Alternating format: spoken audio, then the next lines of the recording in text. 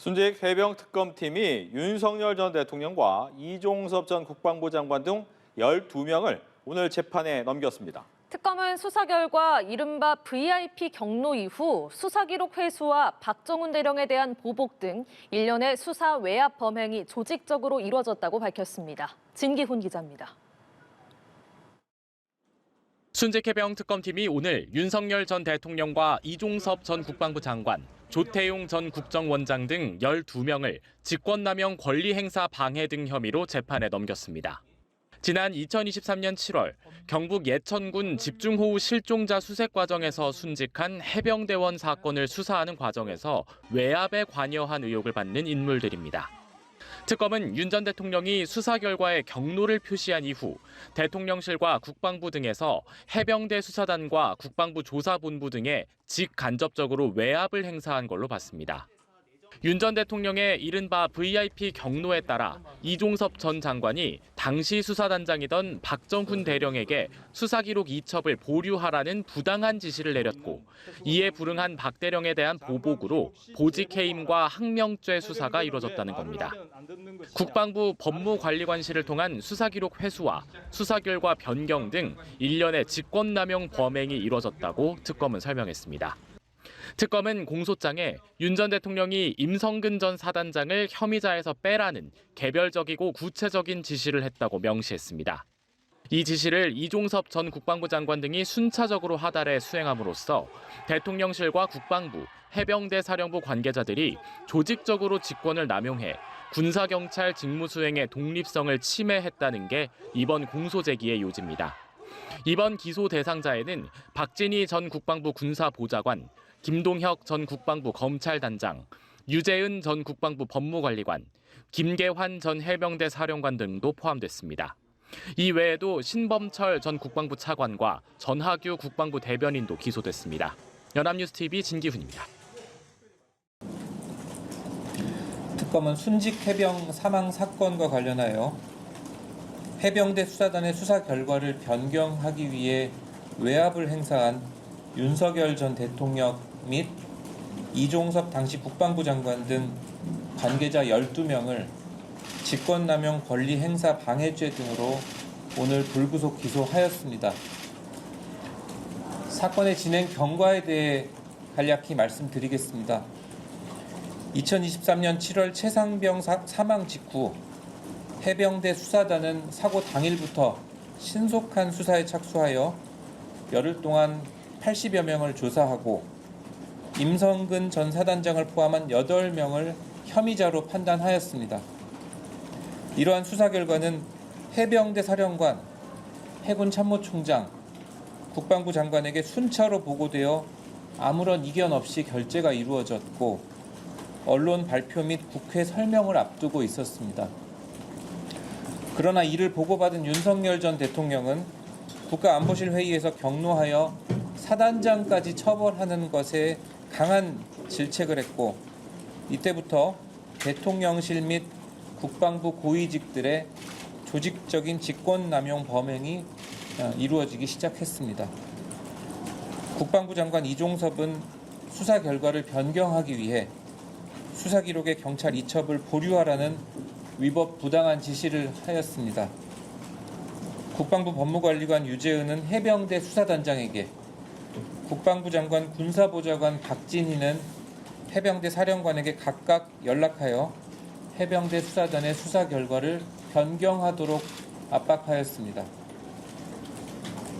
해병대 수사단이 상부의 위법 부당한 지시에 따르지 않고 최상병 사건 기록을 경찰에 보내자 윤석열 전 대통령은 조태용 국가안보실장을 통해 사건 기록을 회수해 오라고 국방부에 지시하였습니다.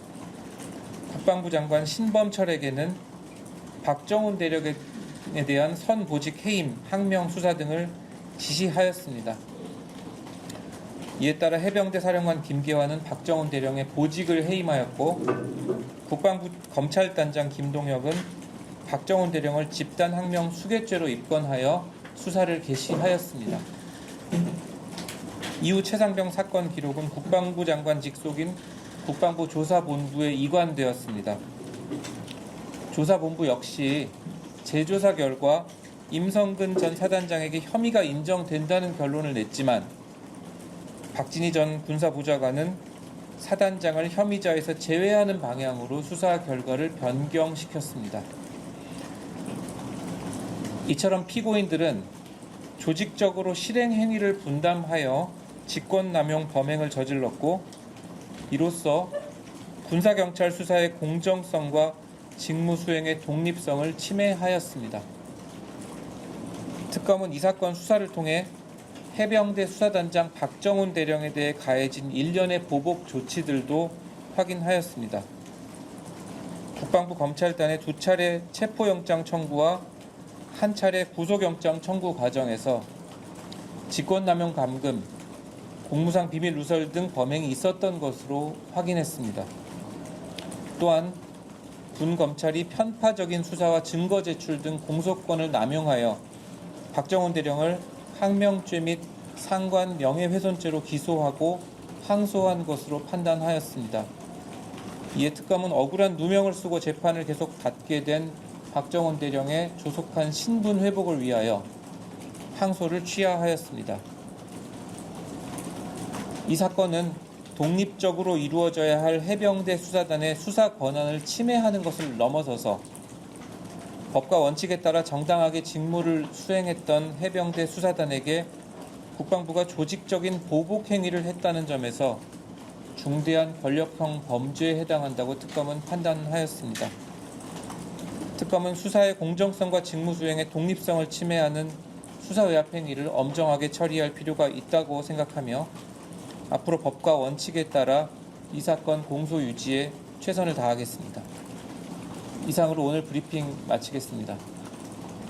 해병대원 수사 외압 의혹을 처음 폭로한 박정훈 대령이 특검에 출석해서 경로는 설이 아닌 사실이라고 강조했습니다. 윤석열 전 대통령의 측근 강의구 전 부속실장과 수사 결과를 이첩받았다 다시 넘겨준 당시 경북경찰청장도 소환됐습니다. 김예린 기자입니다. 해병 사망 사건의 초동 수사를 맡은 박정훈 해병대 수사단장이 순직해병 특검에 출석했습니다. 특검이 VIP 경로설의 진원지인 수석비서관 회의 참석자들을 잇따라 소환한 데 이어 수사 외압 의혹을 폭로한 당사자에 대한 참고인 조사에도 나선 겁니다. 박 대령은 경로는 사실이라고 거듭 밝혔습니다. 그 경로가 시작점이니까요. 설이 아니라 사실로 규명이 됐으니까 이제 모든 것들이 다 제대로 다 밝혀지고 정리될 거라고 생각합니다. 같은 시각 윤 전 대통령의 신복으로 꼽히는 강의구 전 대통령 비서실 부속실장도 소환됐습니다. 강 전 실장은 당시 이른바 경로회의에 참석하진 않았지만 윤 전 대통령에게 보고를 한 임기훈 전 국방비서관과 수차례 통화했습니다. 윤 전 대통령 비서관 회의에서 경로하셨다는 사실 들은 바 있으실까요? 초동 수사 기록 이첩 회수 과정에 개입했다는 의혹으로 공수처에 고발됐던 최주원 당시 경북경찰청장도 직권남용 혐의 피의자 신분으로 출석했습니다. 특검은 이들을 상대로 윤 전 대통령의 경로설과 대통령실 개입 여부 등 수사 외압 의혹의 전반을 조사했습니다. VIP 경로설을 뒷받침하는 진술도 추가로 확보했는데 김태효 전 안보실 1차장, 이충면 전 비서관에 이어 왕윤종 전 경제안보 비서관도 윤 전 대통령이 화내는 걸 봤다고 진술하며 해병 사망 사고와 관련됐다는 것은 나중에 언론을 통해 알게 됐다고 말한 것으로 전해졌습니다. 특검은 이들을 조사하는 과정에서 김용현 전 장관도 해당 회의에 참석했다는 진술을 확보했습니다. 이에 따라 회의 참석자를 윤 전 대통령과 조태용 전 국정원장, 김용현 전 장관의 조사를 받은 3사람까지 총 7명으로 특정했습니다. 수사에 탄력이 붙은 가운데 특검은 김계환 전 해병대 사령관을 다시 불러 조사를 이어갈 예정입니다. 연합뉴스TV 김예린입니다. VIP 경로설이 제기된 대통령 주재회의 참석자들이 잇따라 윤석열 전 대통령이 화내는 것을 목격했다는 진술을 하자 이종섭 전 국방부 장관 측은 역정을 낸 걸로 보인다고 밝혔습니다. 이 전 장관의 변호인은 16일 입장문을 내고 정확한 진실은 알 수 없으나 현재 특검의 수사 상황에 비춰 당일 회의 과정에서 관련 내용을 보고받은 대통령이 해병대 수사단 의견에 역정을 낸 걸로 보인다고 전했습니다. 다만 윤 전 대통령으로서는 당연한 지적이자 우려였고 행정부 내부의 의사소통 과정이었다면서 잘못된 것을 잘못됐다고 지적하는데 그것을 경로라는 프레임으로 폄훼하는 건 본말이 전도된 것이라고 주장했습니다. 공수처가 해병 순직 사건 외압 의혹 수사를 맡을 당시 지휘보로 수사를 방해한 의혹을 받아온 전직 부장검사 2명에 대한 구속영장이 기각됐습니다. 서울중앙지법은 오늘 직권남용 권리행사 방해 등 혐의를 받는 김선규, 송창진 전 부장검사에 대해서 범죄 혐의에 대해 사실적, 법리적으로 다툼의 여지가 있다며 구속영장을 기각했습니다. 또 수집된 증거 관계에 비춰 증거를 인멸할 수 있는 여지가 적어 보이고 도망 또는 증거인멸 염려가 있다고 보기 어렵다고도 덧붙였습니다. 앞서 해병특검은 이들이 지난해 1월 각각 공수처장과 차장 직무를 대행하며 고의로 수사를 방해하고 지연시켰다고 보고 구속영장을 청구했습니다.